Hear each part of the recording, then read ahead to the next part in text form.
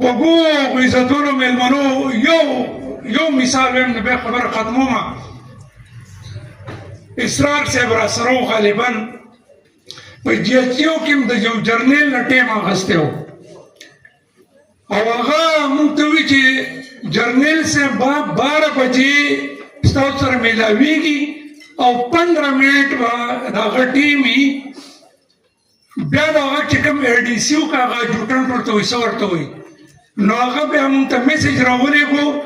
چې هلکه یو خبره واورئ زموږ څه د اسلام آباد صحافیان هم را سره وو. وی چې ګوره یو خبره واورئ د جرنیل صاحب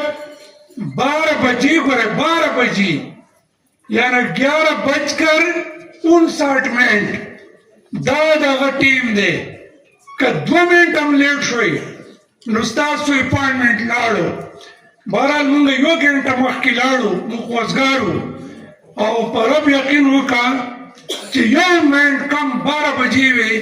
او جرنیل صاحب چې دی نو هغه حاضر شو ټیک 12 بجې یو منټ پاتې و چې هغه حاضر شو. 15 منټ موږ کېناستو بیا ګړی وکتله او یاره بس ساري که شپې له راځئ نو ګپ په بیا نور لګوو بس ټیم ختم شو. مطلب مې دا دی نن چې په دې ادارو کې د پوج اداره هغه ډومیننټ ده او هغه په موږ باندې حکمرانی کوي نو دا یوازې ټوپک نه دی څه د هغوی میرټس دي څه د هغوی ایبیلیټي ده او څه د هغوی کیریکټرز دي میرټ ډسپلن او د وخت پابندي که فرض که دا مونږ په دې نورو ادارو کې راوستله دا ته ګورئ چې دا ایجوکیشن د